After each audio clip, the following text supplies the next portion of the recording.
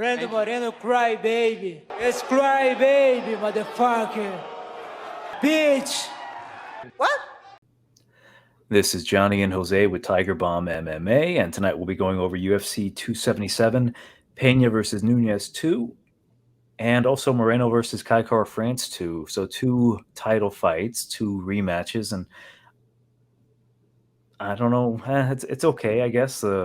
The rematch, I don't really think it needed to happen, but there might be a good chance to cash underdog play on Pena. And Kaikar France versus Moreno 2, I saw the first one again today just to kind of get a refresher, and I'm looking forward to see what both of these guys bring to the table for this rematch for the interim title. But we'll get started because honestly I'm not too thrilled about this card. But first fight of the night, we've got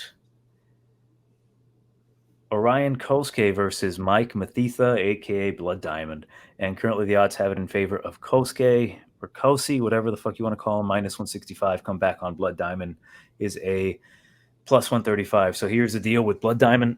Like, he, granted, did not get a chance to look impressive in his last bout with, what's his name? God damn it, he's right in front of me. Philip Rowe? No, not Philip Rowe. Jeremiah Wells. So... Oh, sorry, I was looking at the wrong one. Yeah. So Mike Mathetha, Black Jelly, as they call him in City Kickboxing. He's 34 years old, and he's what's his record? 3-1. I can't feel comfortable telling anyone, like, I think he's going to win. There's nothing about him that makes me think that he's going to win. Granted that he has that, like, name value of City Kickboxing. That's not enough for me.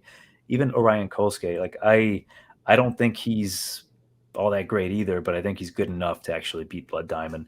He has to fight smart. That's all I really have to say. I know he can wrestle. His gas tank let him down the last time, but then again, he did fight Phil Rowe, which I think is actually, they both fought really good competition, but fuck, I don't know, man. This fight sucks. I got to go with Orion Cosce. I think he has more of an upside. He's got more fights than Mike Mathetha when it comes to MMA. I think he's going to come in here with a grappling-heavy game plan, as he should. We'll see if Mike Mathetha made the proper adjustments. I want no part of this fucking fight at all, but my pick is going to be Orion Cosce. I'm going to say he's going to knock him out, ground and pound round number 2.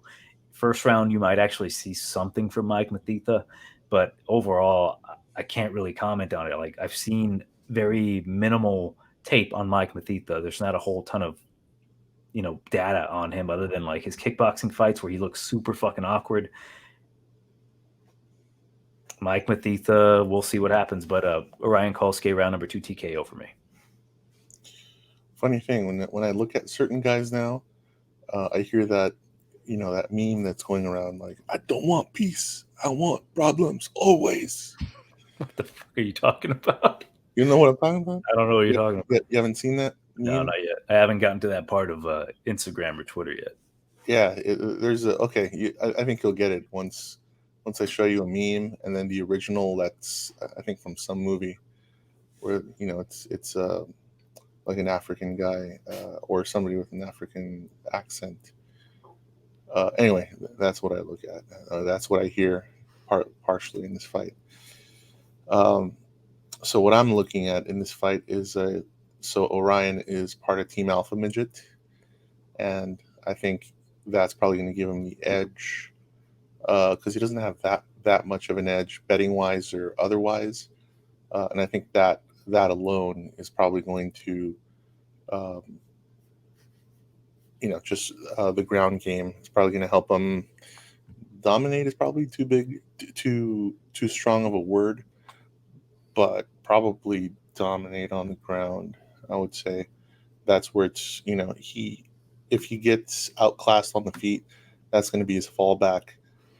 Or if he's smart, that's going to be, he's going to, their game plan is going to be setting up, the takedown and then just dry humping him for 3 rounds.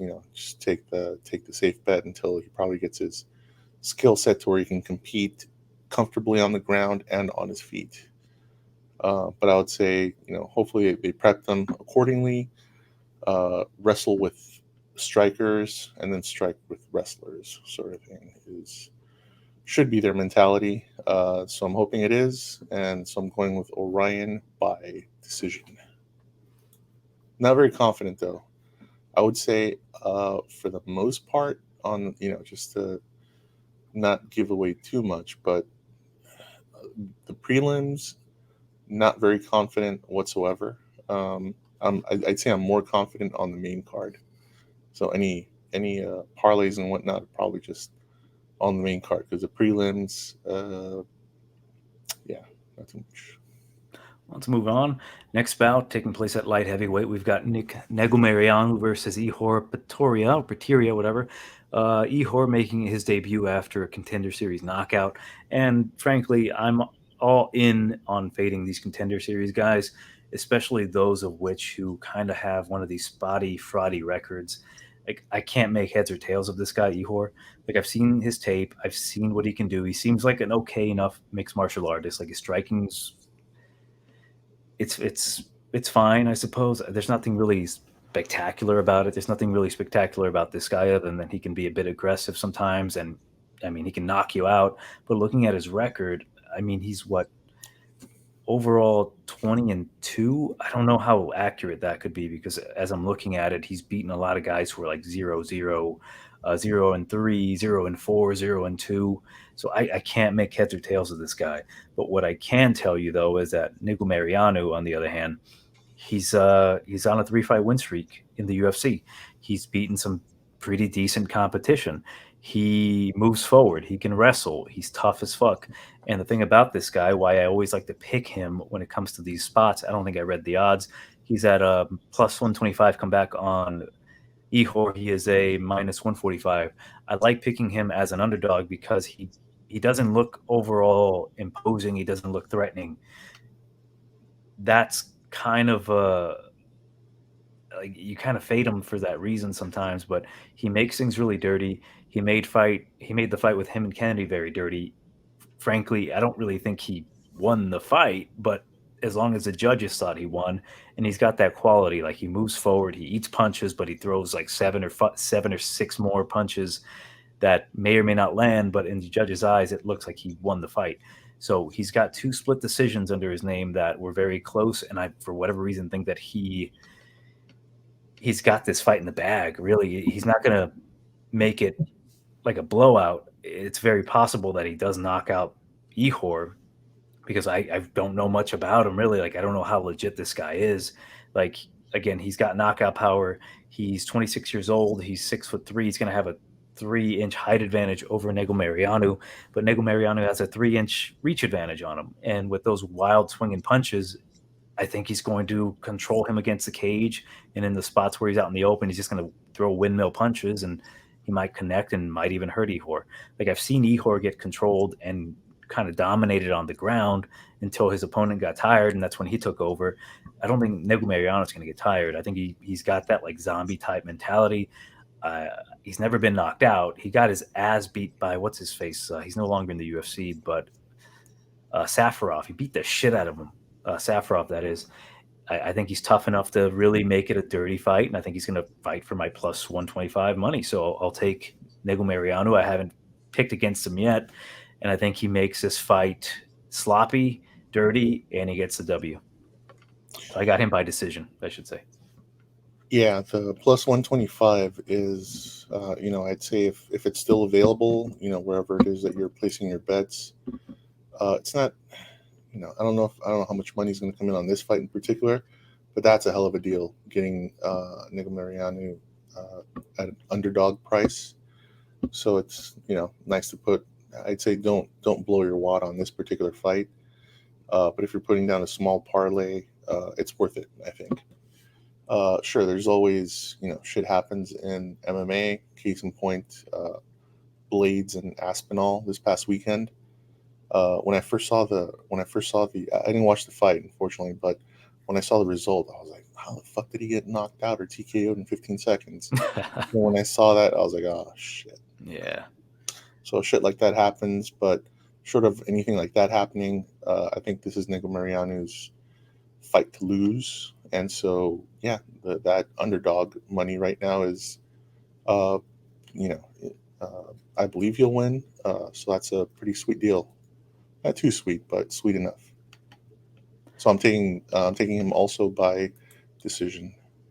All right, moving on. I got a little hasty. I really wanted to talk about this women's bantamweight bout.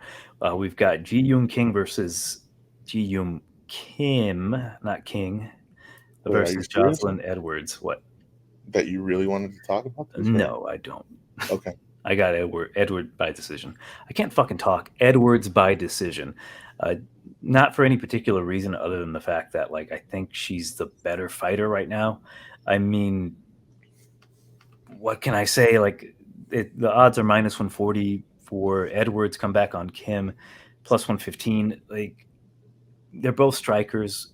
I think Edwards, on the other hand, I think she's slowly progressed. I don't think she's all that though. Like, all that. I don't think she's got all that, like, the momentum on her side. I don't think she has that on her side. I don't think she has the reach advantage. She doesn't. She doesn't have the. She has a slight height advantage. There's not really much to talk about these two. Like, it's a women's MMA bout with lower level competition. Like, one of these women has to win, and I just happen to think that Edwards is going to win. I think she's slightly better. I think she's more aggressive. Kim, I know her last fight with Priscilla Cachoeira, people thought she won. I'm not going to comment on that because I had money on Cachoeira, but fuck, I don't know what to really tell you guys. Like, stay away from it for sure. I'm pretty sure anyone who's listening to this fucking knows that, but I got Edwards. I just have to make a pick, so I'll go with Edwards. This is like why is this on a fucking pay-per-view type of card? But Edwards' decision. Yeah, this is one you want to stay away from realistically, but if the degenerate in you has to make a pick, Edwards is the way to go. Jeon Kim, she is not UFC women's caliber. She may be, I don't know, PFL caliber or maybe Bellator undercard caliber, but she isn't even UFC fight night, least of all pay-per-view caliber, unfortunately for her. She's up there in age, at a bantamweight at she's 30. She's almost 33, so she's over the hill and rolling down fairly quickly. So she has that against her. And skill wise, you just have, not that I paid too much attention to her, but what I haven't seen any improvement in skill. So I can only say this is maybe her last fight. I don't know if this is the last fight on her contract, but depending on how well she fights, it just may be her last fight in the UFC. They may release her after this because the what is that thing called? The Contender Series. Oh yeah, it's starting tomorrow. It's ramping up, and so they're probably going to get some females in there as well. And then they're going to look at Jeon Kim and be like, she hasn't done so well, so they might cut her. Being at 9, if she does lose, she's going to be 9-6-2, not great. And yeah, Jocelyn Edwards, she's not fantastic herself, but when you kind of put them side by side, record wise and everything else, she has a little bit more to offer still. Hopefully, her skill set. She does the Rafael dos Anjos thing where he just was kind of limping along, wins the championship, and did wonders for his career. Considering she trains at King's MMA as well, so maybe she's rolling with Verdum and she's going to be a jiu-jitsu ace, or who knows? Weirder things have happened. Funny.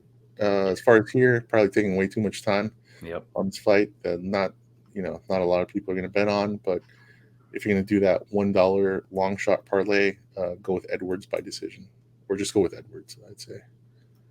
Next bout taking place at welterweight, we've got the phenom Michael Morales versus newcomer Adam Fugitt, aka Adam Fugitt. Currently, the odds have him in favor. Right. Adam Fugitt. You seem perplexed by his last name. Yeah. Fugitt. But the odds are currently in favor of Michael Morales. He's a minus 625. That is God King Almeida levels of dominant heavy favoritism right there. Come back on Adam Fugitt. He's a plus 425. So most people might already know about Michael Morales. He made his debut, I guess, in the Contender Series, and then he made his debut in the UFC against Trevin Giles. I actually picked Giles to give him a vet lesson, but it didn't pan out. He actually knocked the fuck out of Giles. Like, that's the thing with Giles. Like, he gives a perception of being a very good fighter. Like, he really is. It's just that he plays around sometimes too damn much, and guys like Michael Morales making their debut can capitalize and knock him the fuck out. I have to say, though, Adam Fugitt is a much lesser, I guess it's a step down, completely a step down from Trevin Giles. Not to say he's a terrible fighter. I don't want to say he doesn't belong in the UFC. I just don't think he's UFC ready yet. Like, I know I saw him fight against another guy from the Contender Series, Solomon Renfro. He knocked him the fuck out. Renfro was a huge favorite, right? He was this like very beefy black dude, very hard hitting guy. He was supposed to beat Adam Fugitt and get into the UFC, and Adam Fugitt just wrecked him, right? Uh, Watching tape on Fugitt, it's not very impressive. Like, he doesn't do anything too particularly great. His striking's fine. He throws a lot of head kicks, and can he wrestle? Yeah, sure, but he's not primarily a wrestler. He's more of a striker. He's one of these guys. He's a tough dude, but I just think that Michael Morales, with his wrestling background, I think he's going to be able to dominate Adam Fugitt. And I know obviously that Michael Morales has power, having that one punch type of knockout power. I don't think he'll knock out Fugitt. I think he's tougher than that. I just think that Morales is going to dominate him on the ground.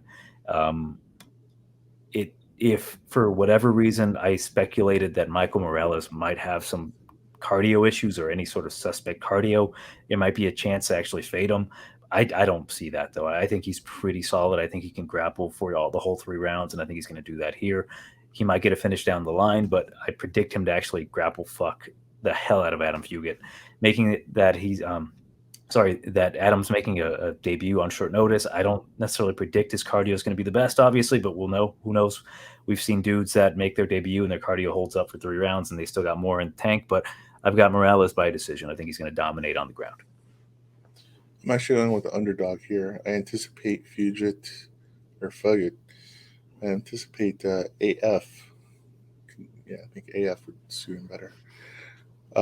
He's fighting out of Oregon, and we all know what's up in Oregon, right? Canada? No, TRT, man. What? I didn't know that. Yeah, TRT. That's a thing up there. You know, because Oregon, apparently all drugs are legal now or some shit. So I heard. And I'm guessing, fuck it, why not throw TRT in there and, you know, do some wrestling. Because I think that's probably the way to attack Morales, you know, a decent grappler or just an offensive heavy grappler or somewhat of a middle ground wrestler should be able to, you know, counter his striking. So yeah, I'll go with the underdog here because minus 625 is insane for this fight. That alone makes going for that plus 425 kind of a deal. Even though I'm kind of sure Morales will win, but yeah, the odds, you know, just the fight aside, just the odds alone make it. You know, I don't know how else to explain it, but you know, taking the fight, you know, taking the fighters out of the equation, the odds alone, or not completely out of the equation, but I guess taking the fight itself, but the fighters, based off the fighters, yeah, that's crazy, man. 625 odds. That's like that's like Valentina type odds. You know, I'd say stay away from this one because even though Morales is kind of a thing, minus 625 is not worth betting on in this type of fight, either as a single bet or, you know, even including it in your parlays. This is probably one to stay away from, unless you're absolutely sure one way or another, which I don't see a sure thing. Yeah, this is crazy. And also, he's super young, 10 years. You know, Morales is 10 years his junior. Fugitt is 10 years his senior, so that's something to watch for. Yeah, I think there's too many factors here. I'm not comfortable with including the short notice fight for Adam, for AF. Yeah, this is crazy, man. This is a crazy fight. It'll be fun to watch, but odds dictate stay the hell away from it. Let's move on. We've got at lightweight, Drakkar Klose versus Garcia. Rafa damn fucking Brazilians. Rafa Garcia, he's Mexican. And currently the odds have it in favor of Jakar Klose. He is a minus 225 comeback on Garcia. He is plus 185. I've got a disdain for this Rafa Garcia. I think we all know why. If I have to go back and tell you, it's because he lost to a dude he should have beaten the shit out of, right? He should have not gassed out against Chris Gritzmacher, and Gritzmacher just beat him up in the clinch and just elbowed him into oblivion. And since then, I have to admit, he's really surpassed my expectations of him. I really didn't think he was going to do much in the UFC. Like, granted, I picked Natan Levy to beat him, but, you know, it was more of a, like, hate fade spot on my part. Natan Levy, look to fade him in the fucking future, I'll tell you that. And Jesse Ronson, I thought there's no fucking way Jesse Ronson's going to forget how to fight. The motherfucker comes back from suspension, and that, you know, it's my fucking fault. I shouldn't have bet a guy coming off of suspension thinking that he's got the better this and he's got the better that. He gets fucking dominated by Rafa Garcia. Ugh. And Jakar Klose, another guy I've never really liked. I've always wanted to see him fail. That sucks to say, because, you know, it's a sport where these guys put their fucking lives on the line, and here I am saying that I want him to fail. But I will say that when Benil knocked him the fuck out, I was pretty happy, but all those animosity feelings kind of left against Jakar Klose. But now he's fighting at a fight-ready MMA. And his last fight, like I felt his fight with, what's his name, Brendan Jenkins, he needed to get, like, the cobwebs off after being on, like, leave for a bit of time. How long was it? Like 2 years or so that he was gone? And he looked okay. He was a little bit more like sloppier. I guess he was really trying to get a knockout. He ended up getting the knockout. I do predict that honestly the odds, I think they're too far apart. Like I think it should be closer. I think Rafa Garcia, despite my like disdain for the guy, I think he's progressively getting better, right? Like he trains with or maybe it's his manager, Cub Swanson, right? Like he's getting better for sure. Like he's finally getting into that groove in the UFC where he's not blowing his load early, or he's not trying to do certain shit he shouldn't be doing. He knows his game plan. It's the wrestle. But because Jakar Klose is also a very damn good wrestler, I do think it's going to stay on the feet. For me, I think Jakar Klose is a little bit cleaner, and he's got a bit more power on the punches. I do predict Klose to win this one by decision. It's going to be an interesting bout, though, because I do think that Garcia can win this one. At plus 185, it might be worth a shot just to sprinkle a couple bucks on him. But yeah, Jakar Klose is the play for me. I do think he's the better fighter. My concern is that he's getting up in age, and you know, Garcia's 27, and despite him not being the complete package yet, I think this could be a spot where he can actually, you know, overperform and beat a guy like Jakar Klose. Like Jakar's not the greatest fighter, but he's so damn solid. He's got the low calf kicks, he's got the wrestling, he's got the power in the hands, right? He's training with the greatest of all time, Triple C, Courtney Cast Iron Casey, for those who don't fucking know, the real Triple C. And yeah, I got Jakar Klose to win just based off of that. Yeah, this one I'm actually going with the underdog, Rafa Garcia. He'll go back to Rafa if he loses. But so far, I think he's earned the Rafa nickname. He is on a roll, which is more that you can say for Klose. Klose, you know who Klose reminds me of? I was like, I just figured it out. Gilbert Yvel. Really? Yeah.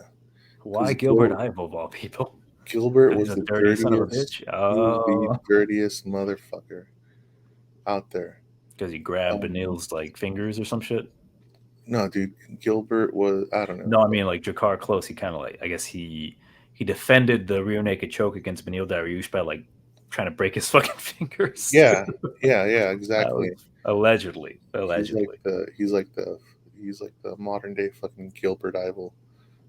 That shit, even more reason to bet on him then. Shit, he's gonna win the fight. Well, I was gonna say the only thing is that his eyes aren't that close together as like Gilbert Yvel. I never understood how he could fight like that when basically he had one eye. You know, they were so close that he just had one big. I mean, it looked like one big eye.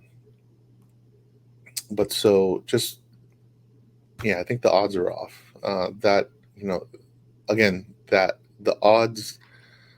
My pick is based off off of the odds, versus trying to figure out who's gonna, you know, trying to have some sort of what do you call it, detailed scenario as to who exactly is going to win.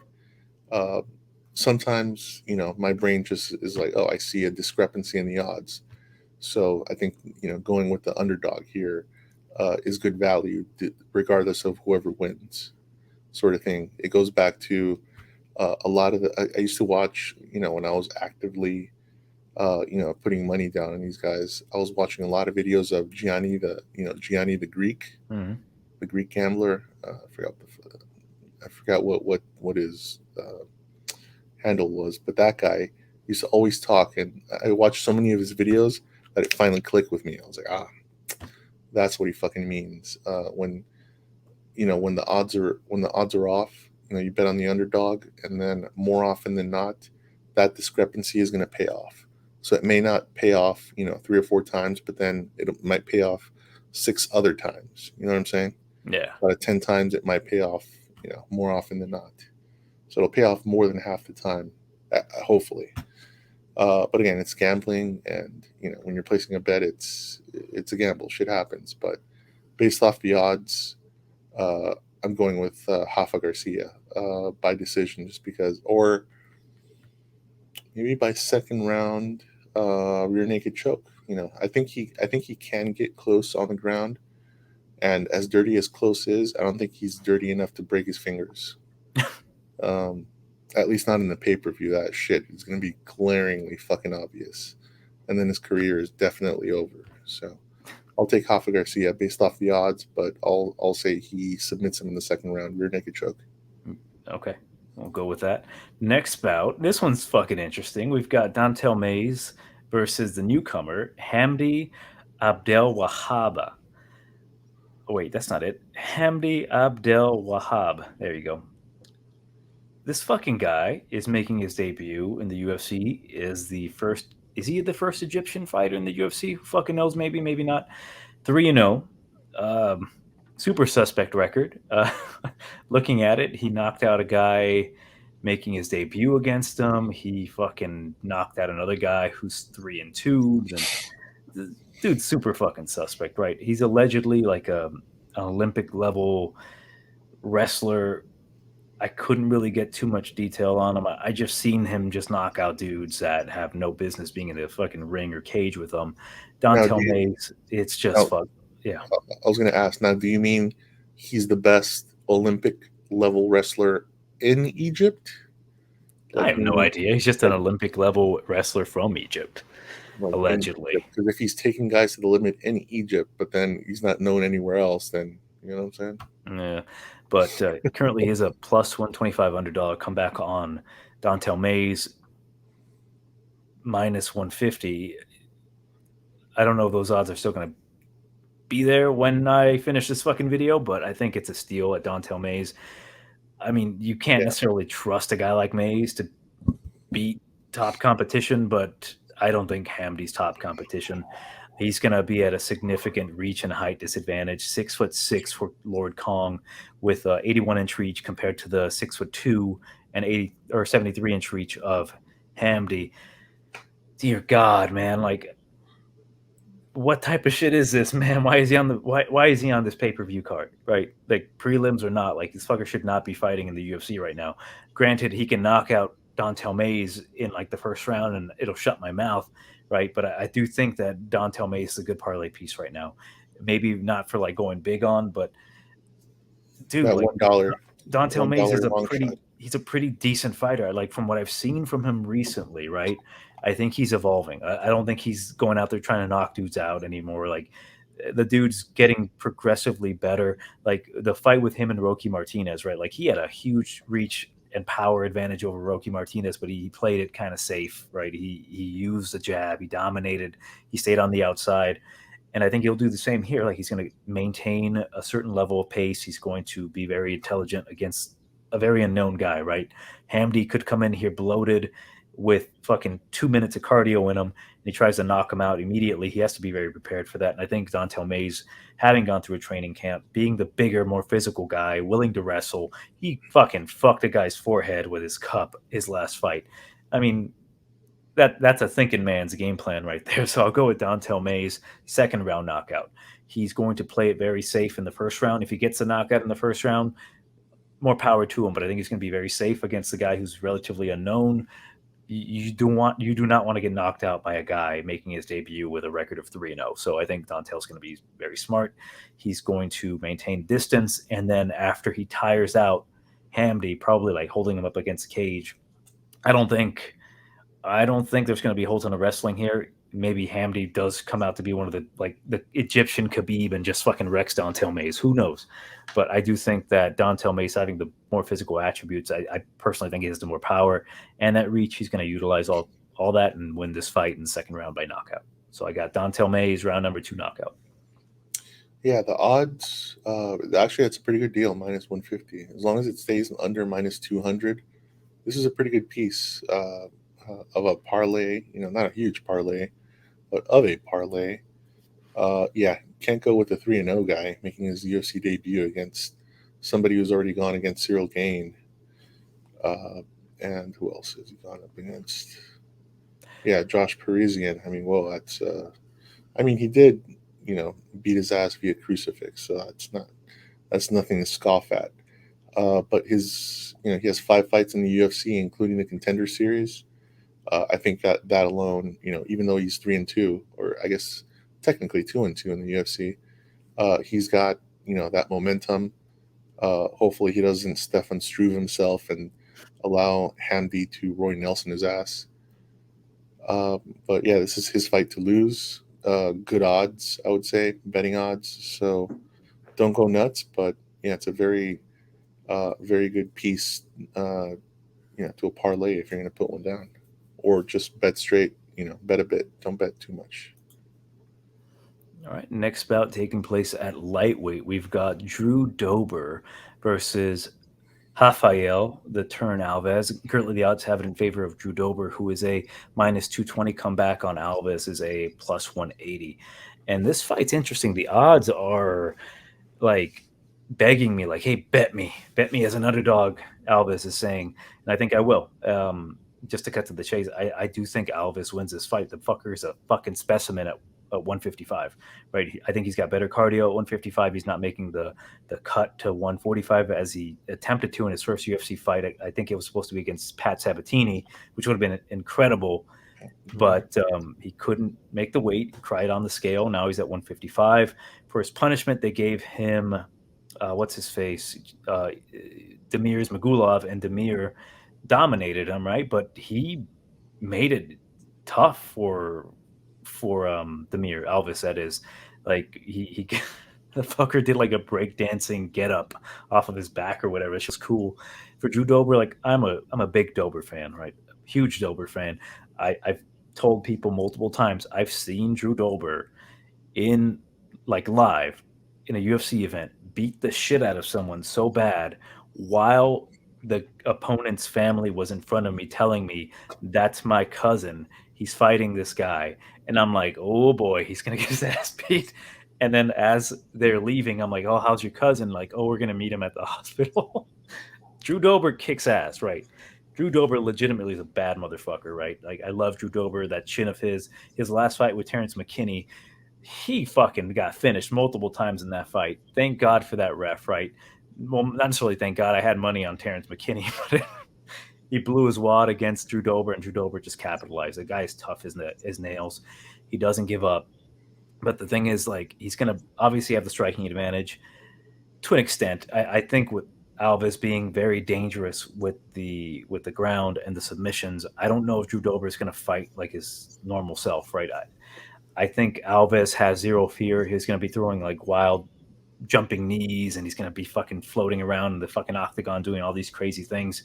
Not necessarily to the level of Michel Pereira, but he has that bit of unpredictability towards him because he knows that if he gets taken down, or he can even bait Drew Dober to take him down, he can cause some fucking trouble on the ground. And I do predict that Alves does submit Drew Dober. Drew Dober, as tough as he is and as great of a chin he has, he's not necessarily known to be like the best submission defense type of guy, right? I know he defended well against Islam, but I think Alves is more of a threat when it comes to like snatching up the neck than Islam is. and he's, I think, more explosive. The guy's a fucking specimen. Like, at first I hated this dude. I'm like, how does he fucking miss weight and then cry on the scale? Like, dude, I was like, I saw the weigh-ins, right? And this guy weighs in at like, I'm gonna say 140, 146, and the fucker starts crying, or no. What fucking weight did he weigh in? I'm gonna say like 150 something. He starts crying, and I'm like, what the fuck? He's fighting at lightweight. Why is he crying? He missed by like 11 pounds, dude. Like, I'm like, god damn, how do you miss by that much? I mean, 166. I don't fucking remember. He missed by a lot. Yeah, okay. I'm bad at the math, but he missed by a 167. shit ton of fucking weight, and he's crying. But I'm like, he's off by like maybe a pound. Why is he like? Oh, he's 11 pounds over the fucking limit. Jesus Christ! But I think 155. It's not perhaps the best weight class for him, but I think he performs his best there. Right? If he's able to go to a decision with Demir and give him a run for his money, despite he's not going to win that fight. I think he's going to cause Drew Dober a lot of trouble, and I think he submits him. I want to say first round. Fuck it, I will say first round. I think he'll submit him in the first round. I think he catches him with something. The guy's just very good, man. He's very fucking good. But my biggest concern is that gas tank. But if he can go 3 rounds with Demir Ismagulov, I think his gas tank's going to be fine with Drew Dober. So round number 1 submission for me at plus 180. It's hard not to fucking go with Alves. I'm going with Alves. Like BJ Penn pronounces that last name. I'm actually going with him. Second round guillotine. I think he'll get it to the ground, or maybe up against cage somehow, and then just take it to the ground, hop on that guillotine, or just do a standing guillotine.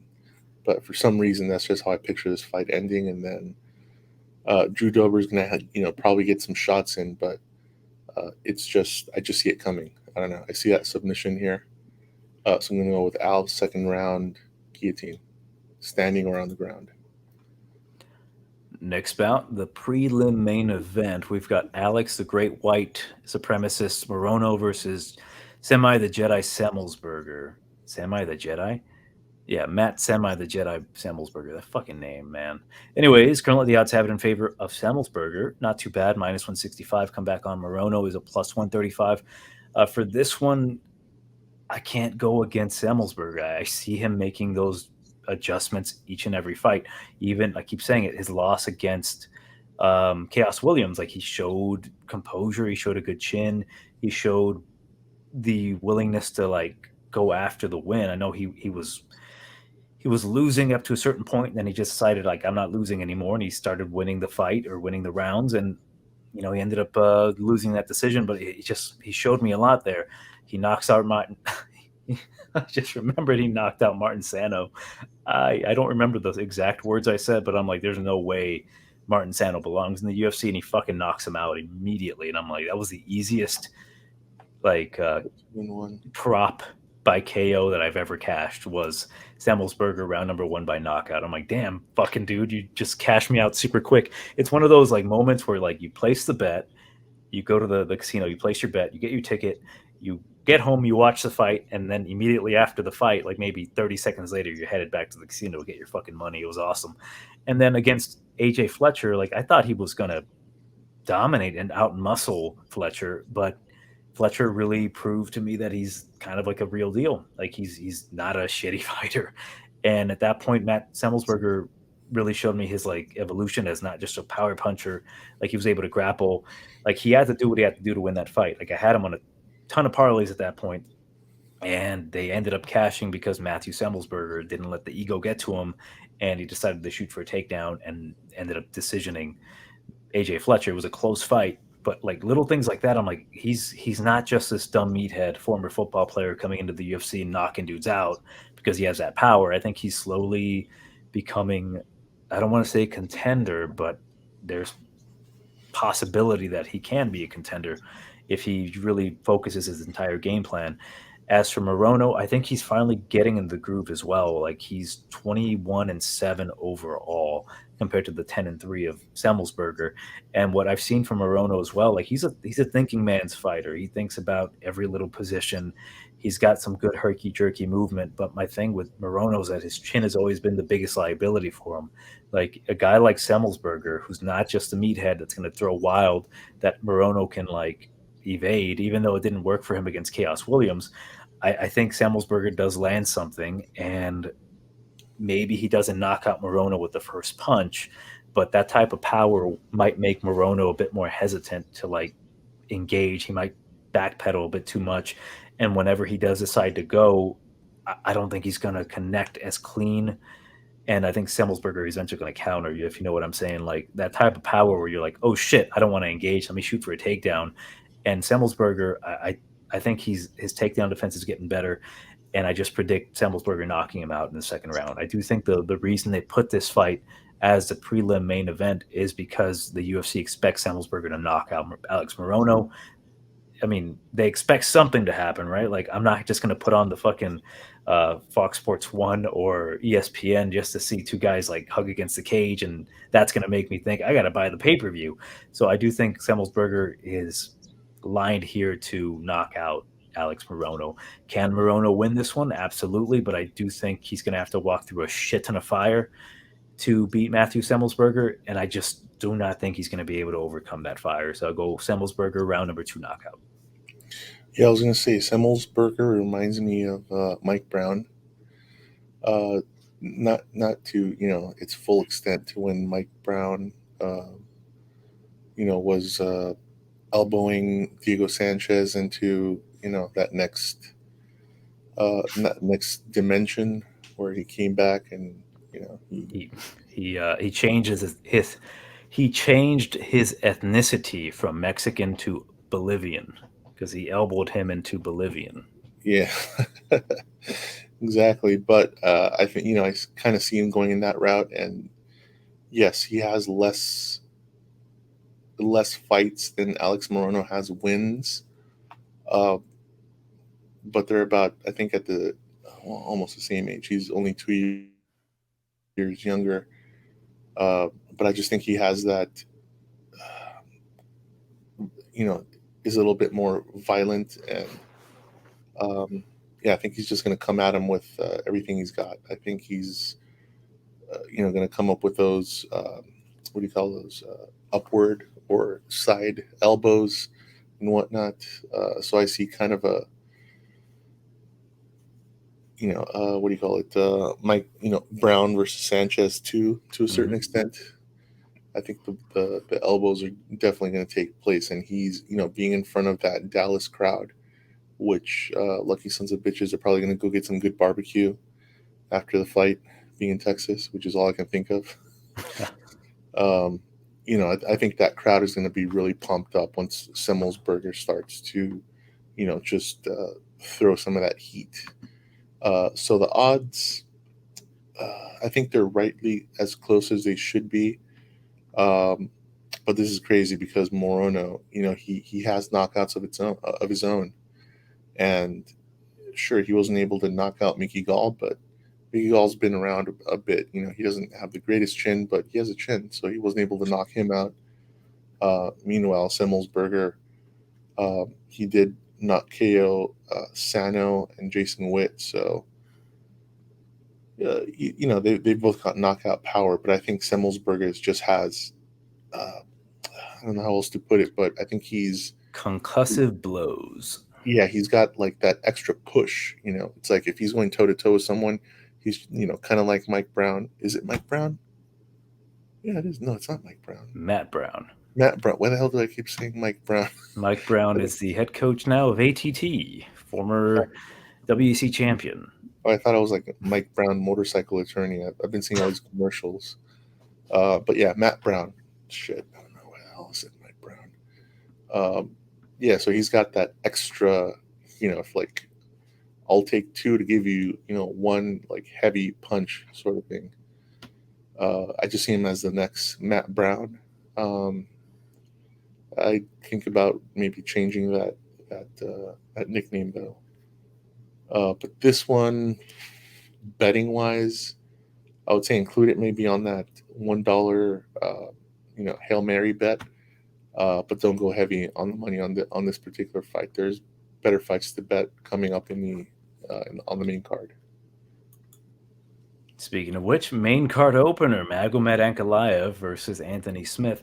The odds have it in favor of the guy with EV at the end of his name, Ankalaev, minus 500. Come back on Anthony Smith, the Lionheart. He's a plus 380. So the thing is, Anthony Smith, he's on a pretty good win streak as of late, like finishing everybody after, him being finished by the likes of or not Rakic, but Teixeira fucked him up, which in hindsight, he was the former champion. It's not as bad as it was when it first happened, but he submits Devin Clark. He knocks out Jimmy Crute with a leg kick, which is like whatever, I suppose. And then he fucks up Ryan Spann, which, we all know what Ryan Spann's problem is sometimes, but his willingness and his poor decision making in the cage. Magomed, on the other hand, his only loss is to Paul Craig, which, if you were to ask me last week, I'd been like, oh, yeah, Paul Craig. But this week, I'm like, we saw what happened with Paul Craig. Like, that's what pisses me off when you were right about a guy all along to a certain extent. Like, there's certain ways to beat these certain types of guys on the ground. And not to say that, like, I'm trying to shit on Paul Craig. Like, he's a fucking legend. He's a great fucking fighter, but there's a way to beat these guys. And the reason I'm bringing that up, because there's a way to beat Anthony Smith, and that is to not only be the better striker, which I think Magomed to an extent is. He's got not necessarily more tools, but I think he's just crisper and cleaner. He's got the wrestling, right? I think Magomed's not going to let emotions get to him. Like Anthony Smith does let emotions get to him a lot. Like he gets frustrated in the cage sometimes. He gets a little too hyped up, a little too angry. And I'm a fan of Anthony Smith. And I have not really picked him to win a fight for a while. I picked against him against Jimmy Crute. I guess I did pick him to beat Devin Clark, and I did pick him to beat Ryan Spann. But like, I'm not always picking Anthony Smith. I am always picking Magomed Ankalaev. I don't think I'm going to change that today. Can Smith get an opportunistic knockout? Can he out-tough Magomed? Absolutely. I do think Anthony Smith, I don't want to say he's got value towards him based off of the odds. I just don't see him capitalizing on any sort of mistakes that Magomed's going to throw at him. I do think that Anthony Smith, if he goes out there, balls to the walls, and puts on a like very gritty performance, he can probably crack Ankalaev and hurt him. I just don't think that window of opportunity is going to be too long. Like, they're both very good strikers, but I do think the edge goes to Magomed on every single facet: the wrestling, the striking, not necessarily the well, I guess the cardio to an extent. I just think this is just too much for Anthony Smith at this point. He's going up against a younger guy making his title push, and I don't think Anthony Smith's going to stop that. So I'll go with Ankalaev by decision. Anthony Smith is really hard to finish, and I really don't think Magomed's the type of guy right now to feel compelled to finish a guy. If Magomed goes out there and he tries to go toe-to-toe with Anthony Smith, he's just begging to get fucking knocked out or submitted. But Magomed's not going to do that. He's going to win this one by decision by grappling the shit out of Anthony Smith. I'm actually going with Anthony Smith on this one. Based on the odds, I think it's a great deal. Minus 500. Fuck no, Magomed does not deserve that, especially after his last performance. I think at this point in his career, Anthony Smith is maybe the new Mathetha. Mathetha, he's we should probably change his name to Spatula at this point, because he's not sledgehammer. There's only one thing he's going to sledgehammer at home. Is it drill? Yeah. I think Anthony Smith has that sort of Glover second MMA wind. I don't know how else to put it. Resurgence of sorts. And I think Magomed's next on his list. He got Devin Clark. I think Jimmy Crute is probably the biggest one, because that Jimmy Crute fight was sort of. I got Jimmy Crute up there. I think he's gonna, eventually become a contender. I don't know if he'll fight or win the title, but he's a tough son of a gun. But that kick alone, that showed, Anthony Smith's prowess. And yeah, I'm taking Anthony Smith here. I don't think Magomed. I was pretty high on Magomed until his last fight, and I was like, maybe this guy's not all he's cracked up to be. Maybe he got a little bit of recognition. He let it go to his head. That's not what Anthony Smith is all about, man. This guy's all about the grind, and I think he's going to grind Magomed out for 3 rounds. I would say I'm going to take Anthony Smith by decision. I don't think he can knock him out or submit him, but I think he's going to outwork him and grind him either on the ground or I think mainly on the feet. But yeah, I'm going with Smith, man, here.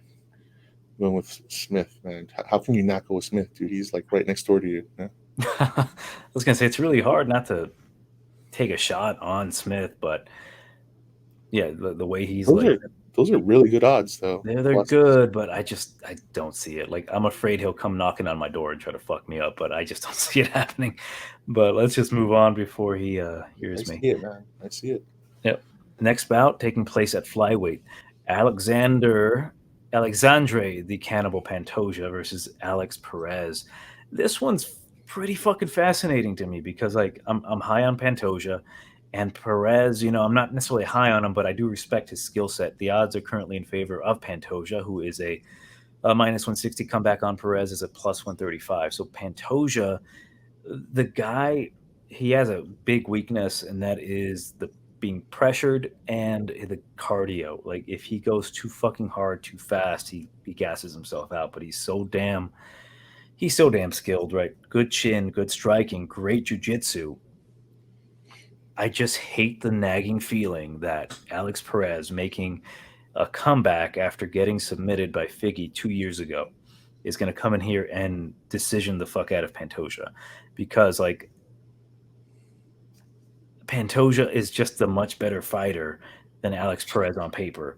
That doesn't mean shit. I do think Alex Perez has a way to win this fight and has a way to make it incredibly close, and he could even finish Pantoja. I do think Perez has that skill set, but I just don't feel comfortable picking him or even betting on Perez, frankly. Like, this one's tough, really. It's really tough. I'm excited to watch this fight, really, on the main card. Other than, like, the co-main, this is probably one of the fights I'm really interested in because I really do think it's close. I don't want to touch it when it comes to the odds, right? Like, I do think Pantoja wins this fight. I think it goes to a decision and Pantoja edges it out by the slightest of fucking margins because I don't foresee him submitting Alex Perez. I think Alex Perez, he got submitted by Figueiredo. Just it was just such a beautiful submission that was set up. I just don't think Pantoja is going to be able to do that to Perez. He's not going to be able to take him down and control him because of Perez's prowess with the wrestling. The dude's a fucking great wrestler, very good wrestler. His hands have gotten better. He's got the great calf kicks. We'll see what happens, man. It's a great fight. To me, it's a 50-50 pick 'em. It kind of makes me want to pick Perez at those dog odds. Like, I do think he's got a chance to beat Pantoja, but there's too many variables that I don't feel comfortable with, really. He's been away for 2 years, and that could be either troubling or a godsend for Perez, right? Like, those 2 years really helped him, develop his skill set, develop his takedown defense, his striking, clearly his submission defense. And Pantoja, though, I think he's more of a complete package. But that damn package is so fucking good. I'll stick with Pantoja by a decision, but damn, it's going to be a hell of a fight for me. I think these two guys are willing to go to war, and shit, they both can get cracked. I do think if they go fire for fire, Pantoja might have the better chin and he might knock out Perez. He's been knocked out before by middling Joseph Benavidez. I'm stoked for this fight, for real. But I'll go with Pantoja by a decision. If it's going to happen like I pictured in my head, it's going to be really fucking close. But I'll go with Pantoja by decision. But I do think, like, maybe each round can be dictated by either a single strike differential or a takedown. So we'll see. I'm intrigued by this one. Yeah, I think this is possibly a future, championship contender fight. And I think Pantoja should have gotten the last, that last fight between Moreno and Figueiredo. I don't think that should have happened. I think Pantoja should have gotten the fight against Moreno. I think that would have been more interesting, and I think that should be, either the next fight or they should give Pantoja the opportunity against Figueiredo. But funny thing to note, didn't they both get submitted by Figueiredo? From what I'm seeing, no, sorry, No. they both got beat. He got decisioned. Sorry. So I think that alone probably I think Pantoja is the play here, based off of the.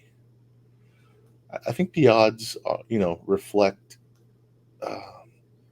Yes, it's going to be a close fight, but I think Pantoja is going to come out on top here, and he's either going to fight the win.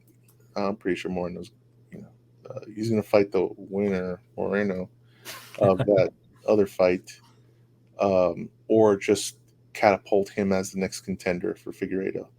So I think that's what he's fighting for, and I think he's going to come out on top here. So I'll take Pantoja by decision, but it's very possible, like you said, that he gets that knockout. Since these little guys, they're fast, man. They're gonna put on the show here. Oh, dude, I'm really looking forward to this main card. Yeah. Mainly because our boy's fighting in his home state, Derek Lewis versus Sergey Pavlovich, taking place at obviously fucking heavyweight, the banger division. This one's ending in the first round, but which way is it going to go, right? Like, Derek Lewis does not have the best record fighting in Texas. Oh, dear. This is in Dallas, so it's not in Houston.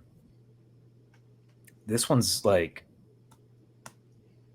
tough because Pavlovich, like, he's on a roll right now. He's been knocking dudes out pretty simply and pretty easily after, getting his ass beat by Overeem on the ground, just FYI. Marcelo Gome, I think, didn't he just win a fight in Bellator? Yeah, he did. I forgot who he beat.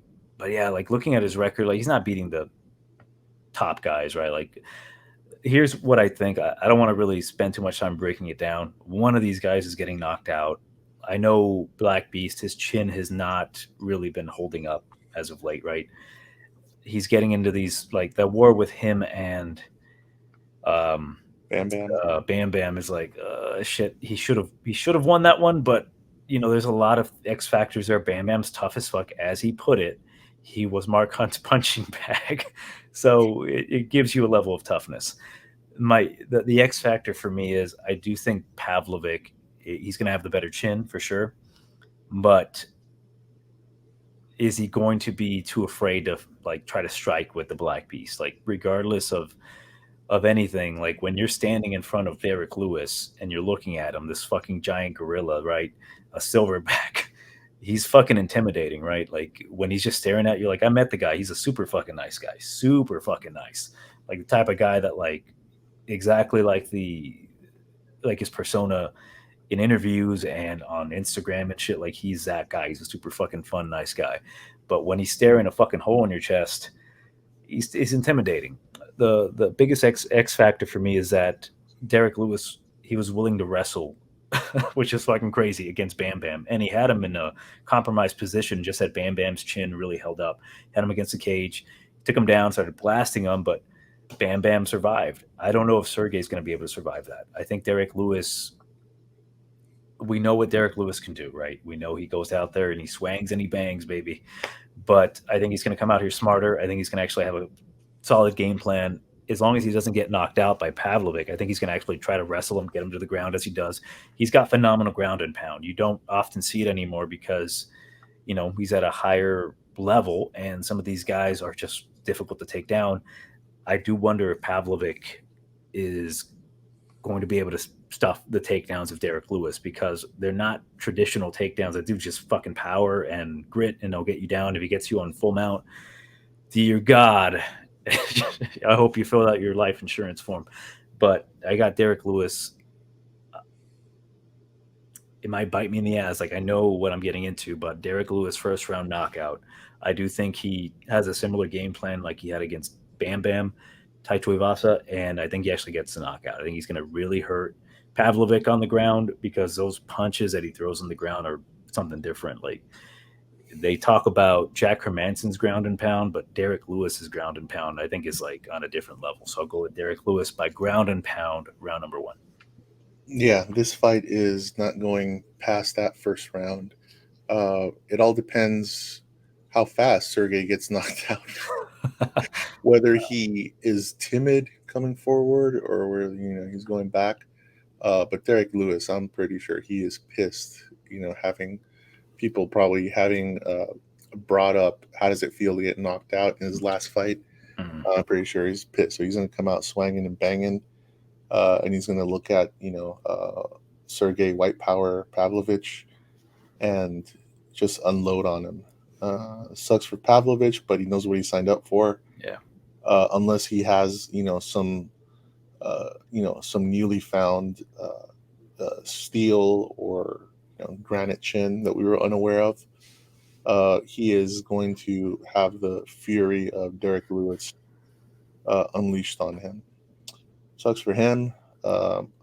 It would be it would have been funnier if Derek Lewis would have been like a plus, the underdog, like plus something underdog. I mean, crazy shit can happen, but here, Derek Lewis, I think he's going to break that thing about not performing well in Texas. Mm-hmm.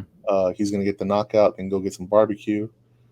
Yeah, man, first round knockout's the way to go here. I think either that or just stay away from it. If you're too chicken shit to do it, man, just pull the fucking trigger. If you're a degenerate, you got to go for it, man. Oh, dude, I do these ride or die bets. Sometimes I'm fucking 0 for 5 on these ride or die bets. I'm gonna make it 0-6 with Derek Lewis, but you got to keep going until you're 0-1,000. Dude, I bet. Let me tell you the ones that I can remember. I bet Mark Hunt against Boa Constrictor did not pan out. Like ride or die, bitch, didn't pan out. I said that shit out loud. I bet Gustafsson. Oh God, dude, I bet a little bit of money on Gustafsson last week. Ride or die. I'm like, no, Gus. Ride or die, bitch. And then Carlos Condit in his last fight, ride or die, bitch. Hope that wasn't your lunch money you bet last week. No, dude. Like I have some I have my bankroll, and then like you're gonna lose this money anyway, so just fucking bet it on stupid shit. So I have that kind of money. Yeah. But yeah, like I'm fucking not doing well on these, but it's more of a moral thing for me. I'm like, just go with what you believe in. You know what I mean? Like whether it pans out or not, like at least I guess it doesn't fucking matter because I lost the money, but like I have morals and I went with it. But let's move on to the co-main event. I can switch this over. Hell of a fight, Brandon Moreno versus Kai Kara France 2. This one's interesting because like we seen the first fight, right? It was awesome, right? We saw Brandon Moreno back in the UFC and he looked better, right? Like he looked like he had better striking, really educated jab, nice one too. Kai Kara France, he's always had the power, but right now this is like I think a completely different matchup, right? They're both much different and much better fighters. Kai Kara France especially, like he's really like damn, like there's always a thing about Kai Kara that I've always felt like if you pressure him, he kind of crumbles a little bit, and I'm not 100% sure that's a trait that he's gotten over. It's funny to say I picture him kind of being a bully despite him being only 5'4". He does tend to be the bully in the cage. Damn, let me read the odds before I get into it. -200 for Moreno, +170. I'm sorry. Yeah, +170 for Kai Kara France. Now, granted, Kai Kara France was an underdog against Askar Askarov his last fight, and he ended up pulling it out of his ass. Really close fight. As much as it pains me to say I had money on Askar and I was hoping that he won that decision, Kai Kara France won that decision, that split decision. It fucking hurts to say because I lost some good money on that parlay, and it would have been a good year had that parlay hit. That was like the last fight I needed, and it like I made some of it back by betting I think Neil Magny that same night by decision, but it's still like fuck that, so fucking close, really that close. But the value was on Kai Kara France. Now with Brandon Moreno, we saw him lose his title to Figueiredo, which is funny in the intro that I'm going to put Jose, you don't know about it, but it's when Figueiredo is like calling Brandon Moreno a "Quai baby, you Quai baby motherfucker." And I just thought it's like you fucking knew that like Henry Cejudo's like I can teach you English or I can teach you what you need to know. Yeah. So it's like motherfucking beach. It was fucking hilarious, dude. But Brandon Moreno, he's fighting out of Glory Kickboxing with James Krause right now. He's training with them. And that to me concerns me a lot. If you saw the first fight between these two guys, Brandon Moreno did not necessarily fight with a game plan. He fought he fought with the Mexican way, right? He just moved forward, threw punches, basically styled on Kai Kara France. It was close. Kai Kara was landing really clean punches, but later down the line, Brandon Moreno started like taking over, just being in your face, not giving Kai Kara France a whole ton of breathing room. Kai was countering well, but the thing about that fight with Brandon Moreno, the first one, when Kai Kara would land one clean punch, Brandon Moreno would throw like 7 punches after that, or just more punches than Kai. And when it comes to judging a fight, and if this happens in this fight again, like if Kai Kara France lands all of the clean punches, but Brandon Moreno responds immediately with like 6 punches that maybe not all of them land, that visual is better. Because if you think about it, if you're watching a fight, judges don't always get the best viewpoint. You see a guy maybe get hit and you're thinking a split second, like that was a good punch, I wonder if it affected him. And then by the time you're finishing that thought, Brandon Moreno's already chasing him down, landing a couple punches that you may not see because you're at the wrong angle. So you're like, okay, Brandon Moreno wasn't hurt and he responded with more punches. So, okay, Brandon's winning that fight. That's just how it is sometimes. What concerns me about Brandon fighting with James Krause, training out of James Krause's academy, James Krause is more of a game plan type of guy. And I don't necessarily like Brandon Moreno when he has a game plan. I know that sounds weird, but like when he fights out of instinct, especially with a guy like Kai Kara France, that if he gets in a rhythm, it's going to be really hard to try to counter him or to try to land on him. I do think Kai Kara is a very solid kickboxer with now ever improving takedown defense. Like Jesus Christ, that takedown defense against Askar Askarov was like, oh fuck, I'm in trouble here when I'm like watching the fight. But I do think Brandon has better attributes. He's a bigger guy. He's 5'7". He's got different techniques to get you down. I think his takedowns are different enough that he will get Kai Kara France down. My biggest concern, as I mentioned, with the game plan is that if James Krause is like, you're doing beautifully, stay to the game plan, what the fuck is that game plan going to be? Because I prefer Brandon Moreno. If he gets hit, I don't want him to back away and assess and try to counter. I want him to move forward and start fucking trying to take Kai's head off. And if the plan is, and this is all speculative, that Brandon Moreno has to stay composed, I don't know what's going to happen, right? Like I want Brandon Moreno to do nearly identical to what he did in the first fight. Just know that Kai Kara France is more dangerous now, and be more weary about getting protected, like keeping your hands up. Like if Kai Kara France lands one punch, you have to fucking get that punch back. You have to bully Kai Kara France, because I do think he kind of crumbles in there. Like if you bully this guy, like you punt, Kai Kara France hits you with his best fucking shot and you're still there because Brandon's got a great chin. He's like, shit. He starts to think a little too much. I've seen that happen in the cage a couple times, even with Brandon Royval. Like he hits Brandon. He thinks he hasn't finished. Brandon spinning fucking elbows him. He's like, oh shit. He doesn't like being in that pressure situation. And if Brandon continues to do that, like he has to fucking do that, he's going to win this fight. I do think he's the better fighter. Granted that Kai Kara's definitely improved. There's no doubt about that. They're both different fighters than they were before. I think Brandon has evolved more so, but I worry that they're going to come in here with a game plan. They're going to think that they're up and they're going to lose a decision. I'm deathly afraid of that shit. Especially if you're putting money on Moreno, because frankly, I think he is clearly the better fighter. He's got the better reach. His boxing is better than it was in the first fight. Jabbing up Kai Kara France from a distance and then just landing the 1-2s is going to be very important. Continue attacking the arms with the head kicks. Even like, again, he's trying to land the head kick. And if they get blocked, that's going to really diminish Kai Kara's punching ability, right? He has power, but I don't think he has the type of power like Figueiredo, right? And Brandon Moreno ate those punches. Granted, he got dropped his last fight. Dude, I fucking really thought about this fight. I thought about every fucking way that Kai Kara France can win it. and that's by being more active and stuffing takedowns and just moving forward and catching Brandon Moreno with a clean punch and possibly knocking him down. But I think if Brandon Moreno comes in here smart, he doesn't overthink shit. And as much as I do respect James Krause and his game planning, sometimes it's like, what the fuck are you guys telling your guy, you know? But I we'll see what happens, right? Like I'm just really concerned about that slight X factor that I have no idea. It's out of my control. But if Brandon Moreno continues to fight like he did in the first fight against Kai Kara France, I think that's a really good way to win. Just be a little bit cleaner, bully Kai Kara France, try to take him down, take his back, and try to choke him out. So I'm going to go with Brandon Moreno, round number 4, submission. I do think he takes his back and chokes him out. So it's going to be interesting to see what happens here. Like, I don't want to see Brandon Moreno out there not throwing any fucking punches, right? I don't want him to get hit and then reassess what happened. I want him to get hit and fucking go for it and try to bully Kai Kara France against the cage with multiple fucking strikes. So we'll see, but I got Moreno to win this one by a 4th round submission rear naked choke.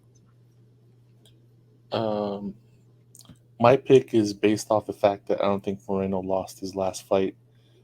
Sure, Davison has the belt. They gave him the decision, but no fucking way he won that fight.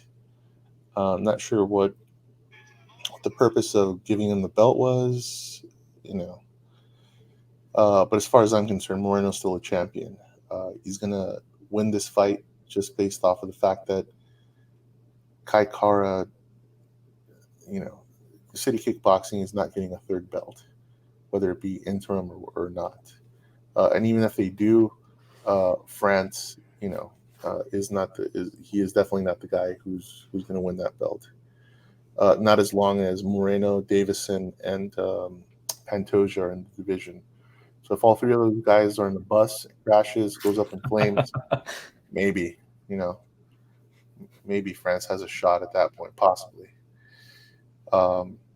But here, no, Moreno's going to take it.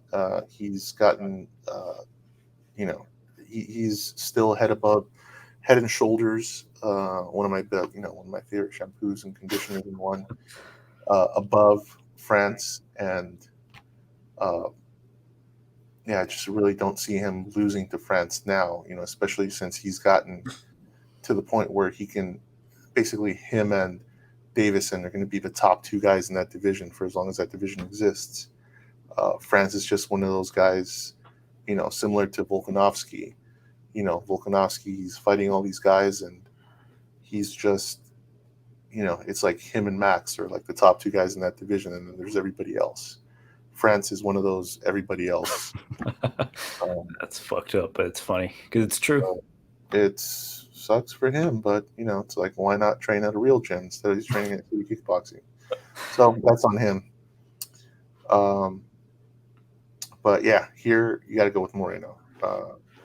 Odds are a little, betting wise, odds are a little high, but it's understandable because Moreno's going to get, I think he's going to get that rear naked choke toward the end of the 4th, maybe in the 5th round.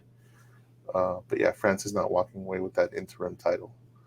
You know, one thing I do have to mention, like watching the embedded, like Brandon didn't really seem to take losing the belt like all that hard. You know, certain guys are like unmotivated and shit. Like he seemed like he had his priorities straight. Like, yeah, I lost the belt. I'm a former champion, but like I got other shit I got to worry about. Like I got my kids and my family. Yeah. So that's a good sign for a guy who lost the belt. Like he didn't seem like broken up. Like I'll get it back. Don't worry. Like he knows that Figgy is like top of the fucking food chain. Him and Figgy are the top guys. So it's like shit like this is going to happen. That's a good mindset. Like same thing like with Figgy. Like he went to a different camp and he did what he had to do to win that fight. But when it comes to Kai Kara France, though, like granted, yeah, he's getting better. It's just that like he's going to run into a guy who beat him before, who was a former champion, who fought the top of the division, right? The guy, Figueiredo, the fucking unbeatable champ at one point. And like, is he going to measure up? And we'll see what happens, right? Like anything is possible, but he's not. I mean, shit. You know, what if fucking Moreno, he ages overnight? Like he goes from assassin baby to assassin fucking fucking middle-aged guy. I don't know, but we'll see what happens with this one. It's to me, it should be the main event, but let's move on to the on paper main Well, I was event. going to say his power lies in his gums. As long as the gum to tooth ratio is there for the assassin baby, he's got more gum than tooth. I think that's his Samson power right there. So as long as his teeth don't grow or his gums don't recede, I think he'll be fine. So if he gets his teeth corrected, so fade, new smile, Moreno. Is that what you're saying? If he gets like his, those what are those things called? Veneers. Veneers. Yeah, if he gets some chompers, then yeah, it's time to fade him. But as of right now, he's going to get the interim belt. I think he'll beat Figueiredo the next time around, and then he'll fight Pantoja for the title. After Pantoja wins. 1 second, let me order some food real quick. Sorry, the public. Yeah, I'm starting, man. I wanna. Yeah, been working all fucking day from home today, which is like the first time I worked from home. Surprisingly, you get no fucking work done because you're just on the Instagram all day and fucking Twitter and shit. But let's move on to the paper main event. We've got Julianna Pena versus Amanda Nunes. 2, the rematch no one asked for, the ultimate fighter that no one asked for. That I have a confession to make.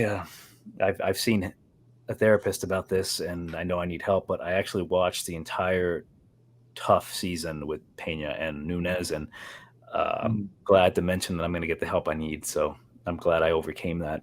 But the odds currently have it in favor of Amanda Nunes, who is a minus 275 comeback on Julianna Pena, plus 230. Now, well, before you get started, I have to say, Julianna Pena has gotten cuter since winning the belt, so there's an adverse effect there. I think I need some therapy as well at this point. I have to, dude. I'm watching the fucking Ultimate Fighter, and she's got her glasses on. And I'm like, you know what? Throw some cock at her, but not from her Tapology pictures, like not very good. But yeah, like she's kind of grown on me. Like I used to not like her back when she came up through tough. I'm like, I don't really like this girl, but she's been growing on me. Like she has a certain X factor about her that, despite her kind of sucking in the past, she's got a quality like a dog in her. And I hate to say that because it gets thrown around a lot. She's got that fire in her that really makes her a tough out for a lot of girls. And as we saw her last fight with Amanda, like if we go back to when we broke down the first fight, I think we both said like Julianna's got a chance to win it, but we're not going to pick her. It's a long shot because Amanda, not necessarily to say that she's going to knock her out or anything. It's just she's on a roll right now. Like if Amanda fights to her full capabilities, she's a really good fighter and she's not going to lose to Julianna Pena, but Pena's got a way to fucking beat these types of girls, and we fucking saw it. And that's pressure Amanda and just bully her. She doesn't have more power than Amanda. She doesn't have I think that's really better technique. She does have better wrestling. She doesn't have shit. I don't know, man. I don't really want to break down who has better what, because they both don't have great anything. It's just that Amanda has better striking on paper. She can throw teat kicks. That's interesting. And low kicks. She's longer. She's got more power. But that doesn't matter sometimes when a girl like Julianna Pena, who doesn't give a fuck and who has been training to beat your ass for years, goes in there and beats your ass. And the thing is, like, Amanda, last I remember, she left American Top Team, so who the fuck knows how she's going to look in this fight. Granted, she gassed out, whether it was because she, blew her load in the first round, or Julianna Pena fucking knocking her teeth down her mouth was what caused her to gas out. And I just think really plus 230, I think Julianna is just a really bad matchup. And the first fight, I didn't really pick her. Shit, did I put money on her? I'm trying to remember. I might have been trying to live bet her, but I just didn't. I didn't get to the casino on time. Like they give me the life savings on last time. It was like plus 600. I'm like, and I think I thought to myself, or I might even said like, I'm gonna take a shot on her, but I literally could not get there on time to fucking bet her. I was just doing gambling on the casino, and pain in the ass to get there sometimes. But in this particular fight, I'm gonna take a shot on Julianna. Like it's not gonna be anything significant, like maybe less than $100 on Julianna Pena. It's just that like I can't trust Amanda. Like Amanda, she fucking tapped out to a no hook rear naked choke. And it, for those of you who don't do jujitsu, like I haven't done jujitsu in a long time, but when it comes to when you're rolling and someone has your neck and they don't have the mataleon as they call it, the fucking full figure four around your head and shit, and she's just choking you. You can get out of that. You can. It might suck, especially if you have a good guy who's really good in that position, like grabbing onto your neck. Like a black belt probably is gonna like choke you the fuck out. But you can struggle and you can attempt to get out of it. When you attempt to roll over or do anything, that's when they get the hooks in. She didn't try. She just, to me, it looked like she gave up. And I cannot trust a fighter like that. I cannot trust a fighter, especially at those odds, nearly minus 350, that when the going gets tough, she's going to fucking exit out of there with like, oh, well, it happens. Like she has two belts. Like, is she going to do that same thing again? Like when she's in that position with the arm bar and she's going to think, well, I have the second belt. You know what I mean? Fuck that. Well, especially after she dethroned, Cyborg to get that second belt. See, and that still baffled me, man. That's when I'm like, is Amanda really that much better? Is her training at ATT really put her to that next level? And I'm seeing her beat these fucking girls, and I'm just like, I know deep down she's not that great. Like, you can't fucking say that she's the greatest of all time. No, She's fucking Valentina. not. But like, yeah, Valentina's fucking way better, despite her last fight. It's just like we have fucking eyes, man. We have eyes. We see what we see. It's just that sometimes you get mismatches and you fucking reign over two divisions and they have to call you the GOAT and you have to accept it. But no, Julianna Pena is the play for me. Like I think she does win this one again. I just think she is tougher than Amanda. As long as she doesn't get knocked out. My biggest concern with Julianna, though, is if she takes a really good punch to the eye, her eye swells up, doctor stoppage, right? Shit like that, or she does get clipped and knocked the fuck out. If Amanda comes in here with better cardio, if she has 2 rounds of striking in her, she can cause a lot of damage to Julianna, to the legs, to the face, whatever. But, Julianna's a tough fucking bitch. And I mean that with the most respect, because I think she would accept that. She's a tough fucking bitch, and I think she is going to do the same thing. Maybe not in the second round. I actually think it's going to be in the third round. I would fucking love, and I'm not predicting this, but I would love for Julianna to like ragdoll Amanda, and Amanda just like looking up at the ref, like, "Hey, are you going to stand us up?" And then Julianna just starts punching her in the mouth. Oh, that'll be great. But I do have Julianna Pena again, third round submission. I've seen the true colors of Amanda, right? Like, and I think we all knew deep down, like, we've seen her weasel her way out of real fights and shit. Like, to me, I think she did get lucky against an overzealous Cyborg who, to this day, I think if she would have fought with less emotion, she would have fucked up Amanda Nunes.